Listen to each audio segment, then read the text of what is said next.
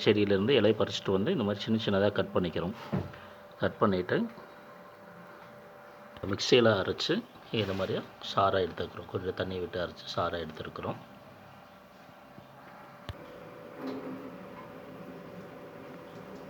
மிக்சியில் நம்ம அரைச்சதை இந்த மாதிரி ஒரு வாணலியில் போட்டு அடுப்பில் பற்ற வச்சு சூடு பண்ணிகிட்ருக்குறோம்.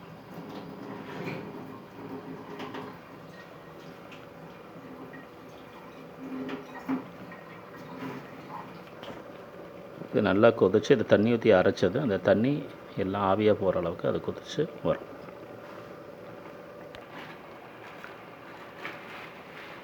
நம்ம மிக்சியில் தண்ணி ஊற்றி அரைச்சது எல்லாமே அந்த தண்ணியெல்லாம் வற்றுற அளவுக்கு நம்ம சூடு பண்ணிக்கிட்டே இருக்கிறோம். இது வந்து கரிஞ்சு போயிடக்கூடாது, அதனால் கரண்டியில் நம்ம தொலாவிட்டே இருக்கோம். இதில் இருக்கிற தண்ணி நீரெல்லாம் வற்றணும். தண்ணியெல்லாம் வற்றினா தான் அடுத்து நம்ம எண்ணெய் ஊற்றி காய்ச்ச முடியும். இது இப்படியே நம்ம எண்ணெய் ஊற்றணும் அப்படின்னா நம்ம காய்ச்சிருந்த எண்ணெய் வந்து கெட்டு போயிடும். தண்ணி எல்லாம் வற்றி நல்லா எல்லாம் காஞ்சி போகிற அளவுக்கு வந்துடும். அது கீழே வந்து பத்தாத அளவுக்கு பார்த்துக்கணும். அது கருகாத அளவுக்கு தொலாவிட்டே இருக்கணும்.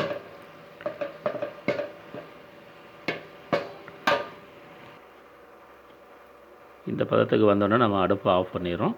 ஆஃப் பண்ணி போட்டு தேங்காய் எண்ணெய் எடுத்து நம்ம 1/2 லிட்டர் ஊற்றுறோம்.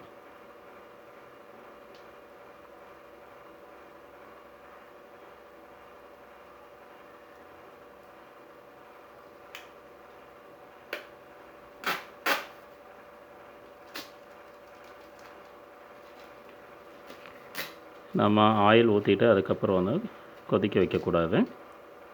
அடுப்பை ஆஃப் பண்ணி போட்டு அந்த சூட்டில் இருக்கிறப்ப இந்த எண்ணெய் ஊற்றுறப்போ இதில் இருக்கிற எசன்ஸ் எல்லாமே இந்த எண்ணெயில் இறங்கும்.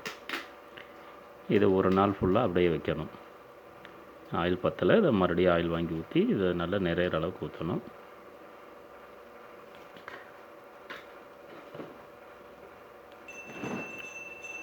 இன்றைக்கி இது வரைக்கும் செஞ்சுருக்கோம். இது அப்படியே ஊறி நாளைக்கு காலையில் எடுத்து வடிகட்டி நம்ம எண்ணெய் எடுத்துக்கலாம். இது கூட இன்னும் வெவ்வேறு மருந்துகள் எல்லாம் இருக்குது. அதையெல்லாம் போட்டு இது கொடுக்குறப்போ கர்ப்பப்பையில் இருக்கிற அந்த நீர்க்கட்டிகள் எல்லாமே குணமாகும்.